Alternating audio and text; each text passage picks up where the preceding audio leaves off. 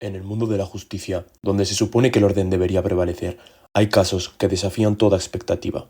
En este episodio exploraremos historias impactantes de condenados que encontraron un destino aún más oscuro dentro de los tribunales. Hola, soy Caronte, y hoy tengo esta pregunta para ti. ¿Cómo es posible que aquellos destinados a enfrentar la justicia terminaran siendo víctimas de un giro inesperado y brutal? Prepárense para adentrarse en un lado sombrío de la legalidad en condenados que fueron asesinados en el tribunal. Advertencia. Lo que vas a ver podría perturbar tu mente. Si no es así, suscríbete para conocer los casos más atroces que ocurrieron en los tribunales. Comencemos con la historia de Klaus Grabowski. En marzo de 1981, Marianne Bachmeier atravesó los controles de seguridad del tribunal, entró en la sala y se ubicó a espaldas del acusado de violar y matar a su propia hija. Se iniciaba el tercer día del juicio contra Klaus Grabowski, acusado de secuestrar, violar y asesinar a Anna Bachmeier.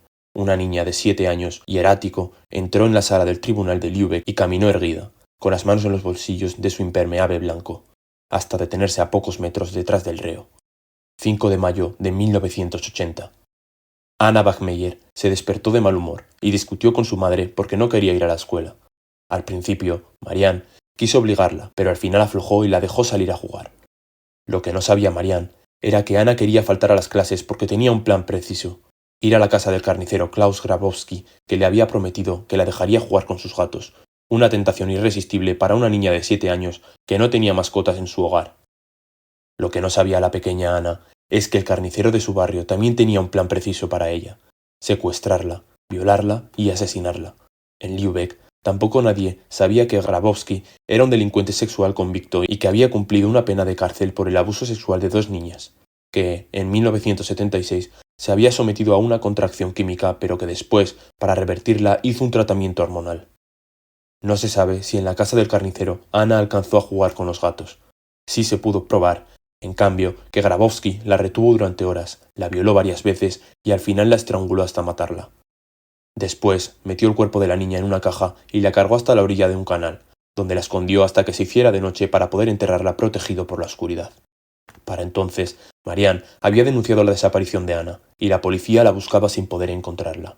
Esa misma noche, el carnicero se fue de boca y le contó a su novia lo que había hecho. Discutieron y Grabowski se fue a emborrachar a un bar. Apenas el hombre salió de la casa, la mujer corrió a denunciarlo. La policía lo detuvo antes que alcanzara a tomar la tercera cerveza. En la comisaría, el carnicero confesó su crimen casi sin que le hicieran preguntas. Dijo que sí, que había estrangulado a Anna e indicó dónde estaba el cadáver. En cambio, negó haberla violado y dio su versión. De acuerdo con la declaración que hizo ante los policías y que luego intentó sostener en el juicio, dijo que Anna, la niña de 7 años, había intentado seducirlo y que después lo chantajeó, que le pidió dinero amenazándolo con decirle a su madre que le había toqueteado. Decidió matarla, les dijo, porque no quería volver a la cárcel. El asesinato de Anna destruyó a Marianne. El nacimiento de esa hija era una de las pocas cosas buenas de sus casi 30 años de torturosa vida. Era hija de padres divorciados y cargaba con el estigma de que su padre había sido un nazi convencido, miembro de las Waffen-SS. La relación de Marianne con su madre era casi inexistente. Siempre la vio como una mujer distante, incapaz de entablar un vínculo amoroso con ella. Le hacía sentir que no valía nada. A los 16 años, Marianne quedó embarazada por primera vez y su madre y su padrastro la obligaron a dar a su hijo en adopción. 2 años después, volvió a vivir una situación casi calcada. Quedó embarazada y la obligaron a entregar al bebé.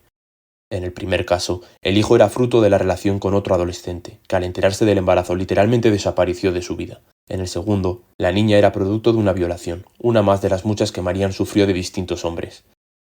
Anna nació en 1973, cuando Marianne ya tenía 23 años. Su madre quiso que la entregara en adopción como a los otros 2 hijos, pero esta vez se negó. Sentía que con Anna podía darle un sentido a su vida, y entonces tomó 2 decisiones: criarla como madre soltera y ligarse las trompas para no correr el riesgo de tener más hijos.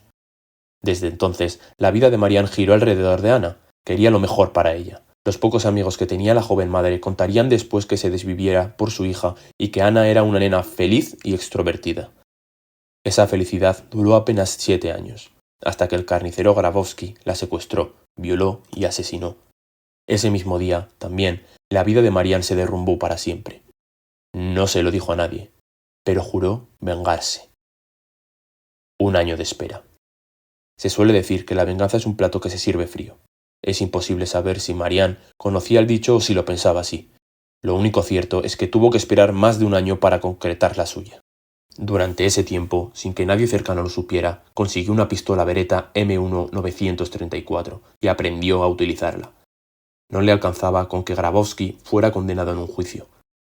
Asistió, impertérrita, a las 2 primeras audiencias del proceso, que se inició el miércoles 4 de marzo de 1981 en el Tribunal de Lübeck.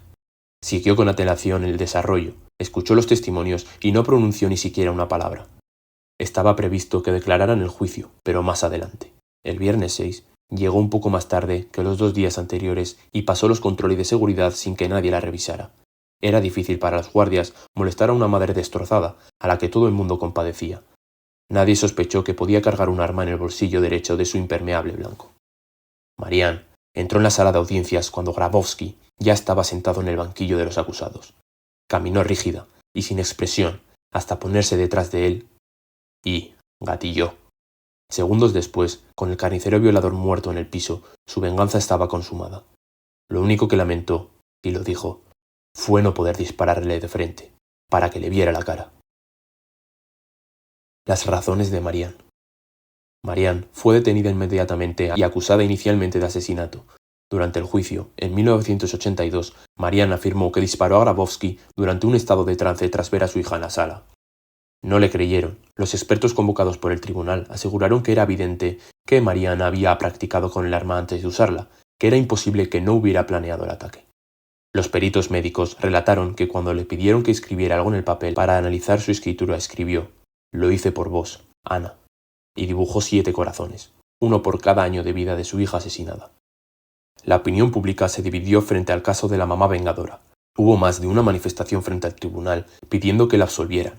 Otros, en cambio, sostenían que merecía ser condenada y la veían como una mujer irresponsable que había dado en adopción a sus 2 primeros hijos. Finalmente, en 1983 fue condenada a 6 años de prisión, pero solo cumplió 3.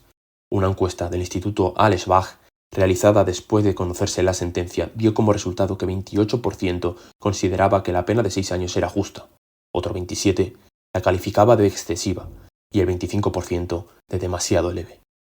Al salir de la cárcel, Marianne emigró a Nigeria y se casó con un profesor alemán. En 1990 se divorció y se radicó en Sicilia para finalmente regresar a Lübeck. Allí, en 1994, dio su primera y única entrevista, donde confesó que le había disparado a Grabowski después de pensarlo bien y para evitar que siguiera diciendo que su hija había intentado seducirlo y extorsionarlo.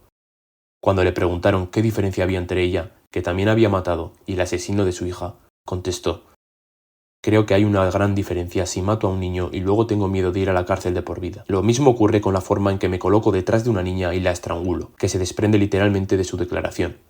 «Sentí que algo salía de su nariz, estaba obsesionada, luego no pude soportar más la visión de su cuerpo». Marianne Bachmeier murió de cáncer en el hospital de Lübeck el 17 de septiembre de 1996. Su tumba está junto a la de Anne, en el cementerio de la ciudad.